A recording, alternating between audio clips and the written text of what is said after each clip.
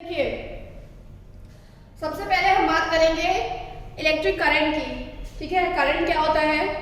तो करंट से पहले आपको जानना है इलेक्ट्रॉन्स। ठीक है, इलेक्ट्रॉन्स क्या होते हैं, क्योंकि विदाउट इलेक्ट्रॉन्स के आप नहीं जान सकते कि करंट क्या होता है। ठीक है, तो देखो इलेक्ट्रॉन जानने के लिए आपको चैप्टर में आना पड़ेगा, that is metals and non metals, जो मैंने पढ़ाया था आपको याद है, chapter 4 metals and non metals, याद है कि नहीं सबको? ठीक है, तो उसको जानने के लिए आपको मेटल्स एंड नॉन मेटल्स पढ़ना है। अब देखो मेटल्स एंड नॉन मेटल्स में मैं वहीं से स्टार्ट करती हूँ, तभी आपको करंट समझ में आएगा। ठीक है, मेटल्स एंड नॉन मेटल्स में आपने क्या पढ़ा था? कुछ मेटल्स होते हैं, कुछ मेटल नॉन मेटल्स होते हैं। और मेटल्स की प्रॉपर्टीज में व्हाट यू हैव स्टडीड कि मेटल्स जो होते हैं दे लूज द इलेक्ट्रॉन। ऐसा पढ़ा था कि नहीं? मैंने पढ़ाया था आपको कि metals lose the electron, metal electron lose करते हैं। ठीक है, ऐसा मैंने आपको उसमें पढ़ाया हुआ था जब आप पढ़ रहे थे मेटल्स। तो उसमें हम बात करते हैं कि how the metals loose electron, electron होता क्या है, तभी तो आपको समझ में आएगा कि क्या लूज करते हैं। यहाँ पे देखो मैं बताती हूँ, मेटल जो है बेटा, जो एटम्स होते हैं, ठीक है, एटम्स होते हैं, तो एटम्स जो होते हैं उन्हीं को हम बेसिकली क्या कहते हैं, मेटल्स और नॉन मेटल्स में कैटेगराइज कर देते हैं। जैसे Fe है, आयरन, आयरन का एक एटम कई एटम्स मिलके आयरन का मेटल बना देंगे। आयरन के कई एटम्स मिलके आयरन का मेटल बना देते हैं हमारा। ठीक है, तो यहाँ पे आप देखिए, सबसे पहले अगर हम मेटल की बात करेंगे तो मेटल में जैसे हम मैग्नीशियम की बात करते हैं, Mg एक मेटल है। ठीक है, इट इज अ मेटल। तो मेटल Mg कई में, जैसे Mg2 है, Mg2 है। ठीक है, Mg कई फॉर्म में पाया जा रहा है, मतलब कई Mg एक साथ मिले। जैसे एल्युमिनियम सभी देखे होंगे, एल्युमिनियम सबके घर में होगा ना, एल्युमिनियम का बर्तन होता है सबके घर में, होता है ना। तो अगर हम बेटा एल्युमिनियम की बात करते हैं तो एल्युमिनियम में आप क्या देख सकते हैं कि एल्युमिनियम जो होता है आपका, इट इज अ मेटल, ये एक मेटल है। घर में सभी लोग एल्युमिनियम का से खाना बनाते हो कि नहीं? सब बनाते हो। मम्मी को देखो किचन में एल्युमिनियम का बर्तन यूज करती होंगी। ठीक है, जितने भी वहां पे यूटेंसिल्स आपके घर में अवेलेबल होंगे, that is made up of aluminium. अब जो एल्युमिनियम है आपका बेटा, एल्युमिनियम जो मेटल है, अगर उसके एक एटम की बात करूं तो that is called the atom, aluminium का एक एटम होगा वो। ठीक है, that is the one atom of aluminium, that is one atom of aluminium. और एल्युमिनियम जो है, मैंने आपको बोला था आपको 1 से 20 तक एटॉमिक नंबर याद करना है। तो एल्युमिनियम जो है उसकी पोजीशन 13 प्लेस पे है, मतलब अगर एटॉमिक नंबर की बात करोगे तो 13 इसका एटॉमिक नंबर है। Aluminium has a atomic number of 13। समझ में आया कि नहीं? इतना समझ में आया? एल्युमिनियम जो है इसका एटॉमिक नंबर 13 है। जैसे एक एग्जांपल और देते हैं, जैसे मान लो मैं एग्जांपल दूं आपको, हाँ, जैसे एक फ्लावर बना रहे हो, जैसे मैं एक फ्लावर बना रही हूँ। ठीक है, फ्लावर में क्या होगा, बीच में एक सर्कल होगा, फिर क्या होंगी, डिफरेंट टाइप्स की पेटल्स, कई एक टाइप की पेटल्स, मतलब सॉरी एक ही टाइप की जो पेटल होंगी वो इस तरह से मिलेंगी, पेटल्स मिलेंगी, और फिर उसमें क्या मिलेगा, स्टेम मिलेगा। स्टेम के बाद उसमें क्या होगी, लीव्स होंगी। तो मतलब एक कंप्लीट प्लांट बनने में क्या लग रहा है, कई पेटल्स का यूज हो रहा है बेटा, पेटल्स के बाद सेपल्स का यूज हो रहा है, स्टेम का यूज हो रहा है और लीव्स का यूज हो रहा है। अगर हम एक पेटल को अलग कर दें तो बाकी तो पेटल सेम है ना। अगर हम एक पेटल को अलग करके देखें तो एक पेटल को हम अलग करके देखेंगे, क्योंकि हमारा जो फ्लावर है वो डिफरेंट टाइप्स के पेटल, सॉरी सेम टाइप के कई पेटल से मिलके बना है। फ्लावर एक पेटल का तो होता नहीं है, ऐसा तो नहीं है कि ये हमने ऐसे गोला बनाया और ये हमारा फ्लावर बन गया। This is not the flower, ये हमारा फ्लावर तो है नहीं। और कई पेटल सेम टाइप की मिक्स होंगी और क्या इसका फॉर्मेशन करेंगी, फ्लावर का फॉर्मेशन करेंगी, फ्लावर बनाएंगी कि नहीं हमारी। तो इसी तरह से हमारा एटम भी, सॉरी मेटल्स भी होते हैं। मेटल्स में क्या होता है कि डिफरेंट टाइप्स के एटम्स मिलके हमारे क्या बनाते हैं बेटा, मेटल्स का फॉर्मेशन करते हैं। डिफरेंट टाइप्स के एटम्स मिलके हमारा क्या बनाते हैं, मेटल बनाते हैं। तो अब सॉरी सेम टाइप के एटम्स, अब जैसे एल्युमिनियम है, कई एल्युमिनियम एक साथ मिलके एल्युमिनियम का बर्तन बनाएंगे। ठीक है, इतना समझ में आ रहा है सबको? समझ में आ रहा है कि नहीं आ रहा है? बोलो जल्दी से। यस, ठीक है, तब अच्छी बात है। अब देखो, अब जैसे एल्युमिनियम है, एल्युमिनियम का एटॉमिक नंबर होता है 13। ठीक है, जैसे मैं एटॉमिक नंबर आपको दिखा देती हूँ, मैंने याद करके 1 to 20 तक बोला था आपको, hydrogen, helium, lithium, beryllium, boron, carbon, nitrogen, इस तरह से करोगे तो 20 तक जाएगा। 20 पे कैल्शियम आता है आपका, ठीक है। तो हाइड्रोजन का 1 होता है, हीलियम का 2 होता है, लिथियम का 3 होता है, बेरिलियम का 4, बोरॉन का 5, कार्बन का 6, नाइट्रोजन का 7, इसी तरह से कैल्शियम का 20, ऐसे करके आता है। बीच में आपका मैग्नीशियम, एल्यूमिनियम आएगा, मैग्नीशियम का 12 होता है, सोडियम आएगा, जैसे सोडियम क्लोराइड नमक खाते हो, सोडियम का 11 होता है, इसी तरह से एल्यूमिनियम का 13 होगा एटॉमिक नंबर, ठीक है। 13 का मतलब होता है बेटा एल्यूमिनियम हैज अ 13 इलेक्ट्रॉन। क्या है कि एल्यूमिनियम के पास 13 इलेक्ट्रॉन है। इस 13 का मतलब है that aluminium has a 13 electron. अगर मैं बात करूं carbon is equal to 6, it means carbon has a 6 electron. समझ में आया कि नहीं? It means carbon has a 6 electron, ठीक है। 13 है तो मतलब एल्यूमिनियम हैज अ 13 इलेक्ट्रॉन, इसका मतलब ये होता है। अब आपको ये समझ में आया कि एल्यूमिनियम का एटॉमिक नंबर, इसको हम क्या कहते हैं? This is called the atomic number. अगर एल्यूमिनियम का एटॉमिक नंबर 13 है, it means aluminium has a 13 electron in outer most, sorry 13 electron. अब क्या होता है बेटा, जो 13 इलेक्ट्रॉन है एल्यूमिनियम में, और यही इलेक्ट्रॉन फ्लो करेंगे हमारे, यही इलेक्ट्रॉन एल्यूमिनियम का अगर हम वायर बना दें, क्योंकि metals can be drawn into wires, metals को हम वायर्स में ड्रॉ कर सकते हैं। तो अगर हम इसका वायर बना देते हैं तो इसके अंदर जो रन होता है, इलेक्ट्रिसिटी कैसे रन होती है? इन्हीं इलेक्ट्रॉन के थ्रू। अब देखो रन कैसे होती है मैं आपको ये बता दूं। अब इलेक्ट्रॉन समझ में आ गया क्या होता है?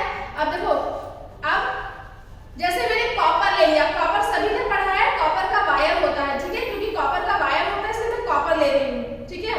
हालांकि एल्यूमिनियम का भी वायर इलेक्ट्रिसिटी कंडक्ट करेगा, ठीक है, बट उतनी स्पीड से नहीं जितनी कॉपर से। मान लो मैंने एक बनाया कॉपर का वायर, देखो यहाँ पे मैं बना रही हूँ, ये एक वायर बना दिया मैंने, ठीक है, और मैंने कॉपर यहाँ लिख दिया Cu, कॉपर का सिंबल Cu होता है। कॉपर में 29 इलेक्ट्रॉन होते हैं, क्योंकि इसका एटॉमिक नंबर 29 होता है, it means it has 29 electron. अब क्या होता है बेटा, ये कॉपर का ऊपर मैंने वायर बना रखा है, अब इसी वायर में 29 इलेक्ट्रॉन्स होंगे। कैसे होंगे? देखो नॉर्मली मैं दूसरे कलर से बना रही हूँ, नॉर्मली जो इलेक्ट्रॉन होते हैं वो इस तरह से होते हैं,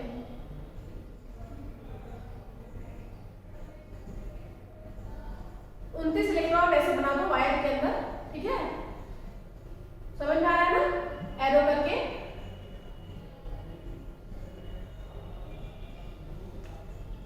ठीक है, समझ में आ रहा है? कुछ इलेक्ट्रॉन्स कॉपर वायर के अंदर इस तरह से ऐसे भरे होते हैं, जैसे मैं बना रही हूँ, गिनो 29 होंगे, 1 2 3 4 5 6 7 8 9 10 11 12 13 14 15 16 17 18 19 20 21 22 23 24 25 26 27 28 और 29।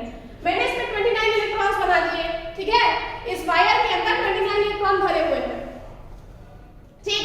अभी ये इलेक्ट्रिसिटी कंडक्ट नहीं करेगा बेटा, ठीक है, क्यों? क्योंकि इलेक्ट्रॉन कई डायरेक्शंस में है।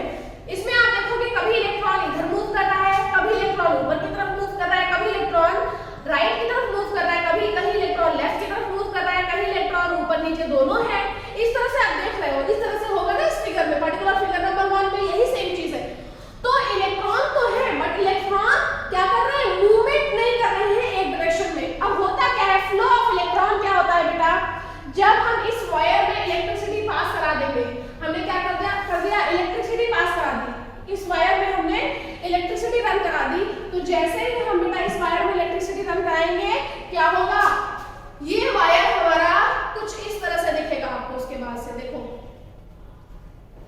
जब हम इस वायर में इलेक्ट्रिसिटी रन कराएंगे तो ये वायर आपका कुछ इस तरह से दिखेगा। देखो, after electricity will run into this wire, तो ये वायर आपको ऐसा दिखेगा। देखिए 1 2 3 4 5 6 7 8 9 10 11 12 13 14 15 16 17 18 19 20 21 22 23 24 25 26 27 28 29। दोनों वायर में क्या डिफरेंस समझ में आ रहा है? पहले वायर में आपको दिख रहा है कि जो इलेक्ट्रॉन्स हैं वो कई डायरेक्शंस में मूव कर रहे हैं, राइट लेफ्ट अप डाउन, तो इसकी वजह से इलेक्ट्रॉन ऑर्गेनाइज्ड वे में नहीं है। पहले में आपको ये दिख रहा है। सेकेंड वायर में when you have pass the electricity, जब आपने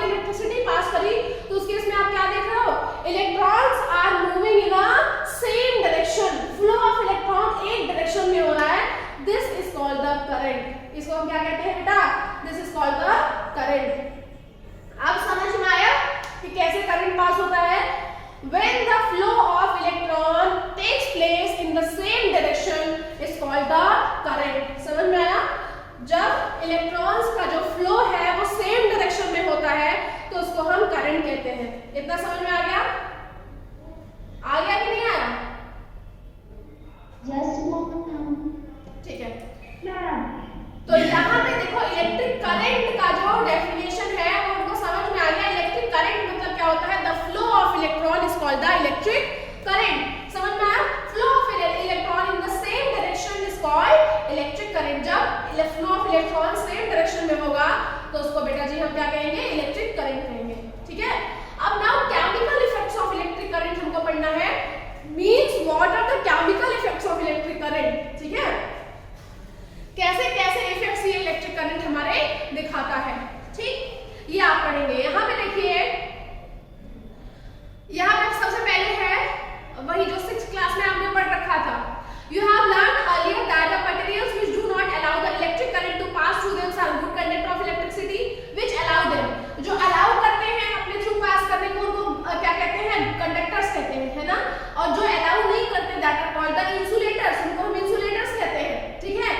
और जो अब यहाँ पे आपका कंसेप्ट चेंज हो गया बेटा। पहले आपने क्या पढ़ा था? 6 में आपने पढ़ा था the substance that passes the electricity or that allow to pass the electricity through itself are called the conductors। आपने ये 6 में पढ़ा था। अब आपका कंसेप्ट यहाँ पे उन्होंने थोड़ा सा क्या कर दिया? ब्रॉड वे में कर दिया, चेंज कर दिया। उन्होंने बोला कि the substance नहीं, the substance basically the metals। यहाँ पे आप क्या कहोगे? the metals which allowed। ठीक है, जो अलाउ करते हैं क्या? अब सारे के सारे मेटल्स ही अलाउ करेंगे बेटा कि किसके लिए? इलेक्ट्रिसिटी कंडक्ट करने के लिए। तो metals are the substance which allow the flow of current in itself और is called flow of current is called the electricity. Basically हम उसको क्या उसको क्या कहते हैं? Sorry, conductors.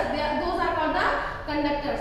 तो substance which are basically called the metals. अब जो सब्सटेंस वहां पे आपने मेटल नहीं पढ़ा था, यहाँ पे आपको क्या करना पड़ेगा? मेटल। जो मेटल होते हैं वो इलेक्ट्रिसिटी कंडक्ट करते हैं। ठीक है। और जो नॉन मेटल होते हैं वो इलेक्ट्रिसिटी कंडक्ट नहीं करते हैं। समझ में आया ना? Metals conduct electricity, non metals do not. तो यहाँ पे जो गुड कंडक्टर कौन होगा? मेटल होंगे। जो सब्सटेंस आपने वहां पे पढ़ा था गुड कंडक्टर, वो यहाँ पे कौन होगा बेटा? आपका मेटल होगा। मतलब मेटल जो है वो इलेक्ट्रिसिटी कंडक्ट करते हैं और नॉन मेटल इलेक्ट्रिसिटी नहीं कंडक्ट करते हैं। इतना समझ में आ गया सबको? इतना समझ में आ गया बेटा सबको? ठीक है। यस। अब देखो यहाँ पे क्या है आपका? यहाँ पे नेक्स्ट में देखिए, डू लिक्विड कंडक्ट इलेक्ट्रिसिटी। क्या लिक्विड इलेक्ट्रिसिटी कंडक्ट करता है? तो इसमें देखो यस, जो लिक्विड है वो इलेक्ट्रिसिटी कंडक्ट करेगा। ठीक है। लिक्विड मतलब वाटर हुआ आपका। लिक्विड मतलब क्या हुआ बेटा? पानी हुआ। ठीक है। अब पानी इलेक्ट्रिसिटी कैसे कंडक्ट करेगा ये हम यहाँ पे देखेंगे। ठीक है। वाटर इलेक्ट्रिसिटी कैसे कंडक्ट करेगा? हमने यहाँ पे क्या पढ़ा कि जहां पे इलेक्ट्रॉन होगा वहां पे इलेक्ट्रिसिटी कंडक्ट होगी। इलेक्ट्रॉन नहीं होगा तो इलेक्ट्रिसिटी कंडक्ट नहीं होगी। ठीक है। मतलब इलेक्ट्रॉन का मूवमेंट एक डायरेक्शन में होगा तो इलेक्ट्रिसिटी कंडक्ट होगी। एक और चीज है बेटा, इलेक्ट्रॉन्स के अलावा एक आयंस वर्ड होता है। जहां पे आयंस होते हैं वहां पे इलेक्ट्रिसिटी कंडक्ट होती है, जहां पे आयंस नहीं होते इलेक्ट्रिसिटी नहीं कंडक्ट होती वहां पे। अब आप पूछोगे आयंस क्या होता है? जो मेटल होते हैं जब वो इलेक्ट्रॉन को लूज कर देते हैं तो आयंस में कन्वर्ट हो जाते हैं बेटा। जो मेटल्स होते हैं जब अपने इलेक्ट्रॉन को लूज कर देते हैं, एग्जांपल देखो, एग्जांपल मैं बता रही हूं। जैसे फॉर एग्जांपल सिमरजोत को ले लो। ठीक है। सिमरजोत को ले लो और अंशिका को ले लीजिए क्लास में। अंशिका और सिमरजोत मान लो ब्रदर एंड सिस्टर्स हैं। अंशिका और सिमरजोत दो भाई और बहन हैं।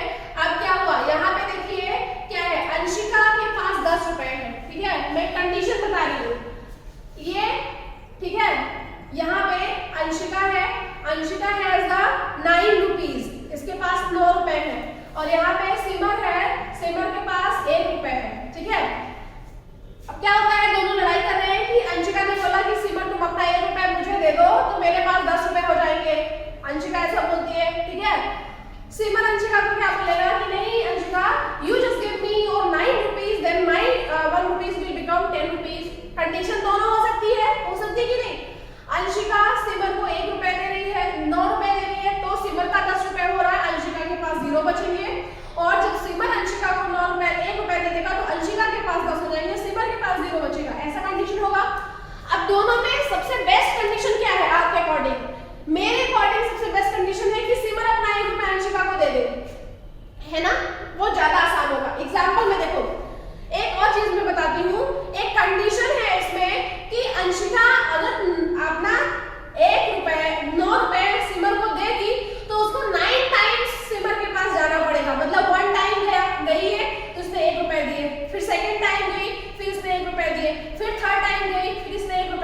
मतलब 9 बार इसको सिमर के पास जाना पड़ेगा, ये कंडीशन है।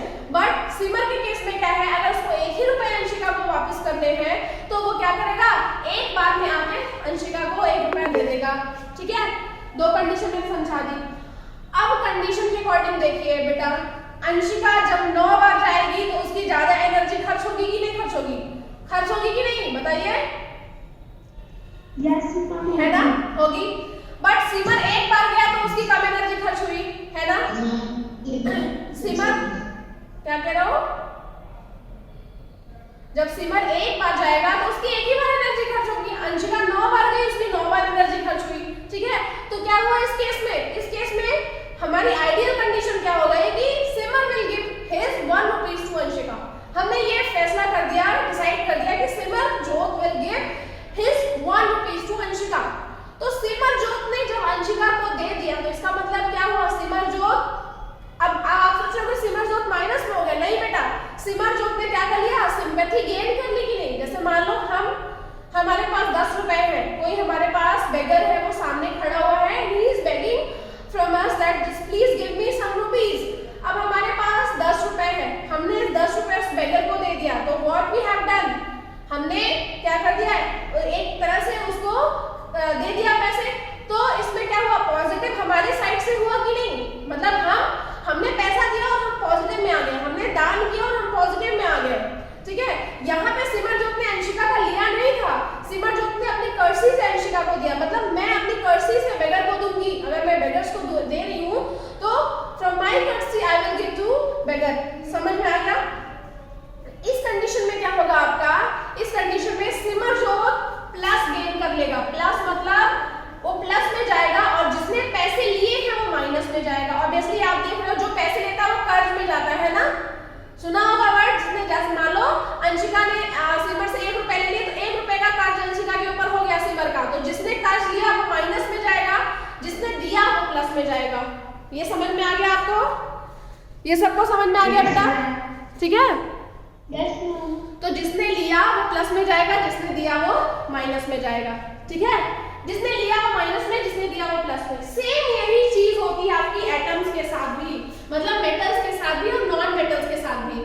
देखो मैं कंडीशन यहाँ पे आपको अब मेटल्स और नॉन मेटल्स की बताती हूँ। ठीक है, अगर ये आपको समझ में आ गया होगा तो आपको मेटल्स और नॉन मेटल भी समझ में आ गया होगा बेटा। देखो 1 सेकेंड क्लास।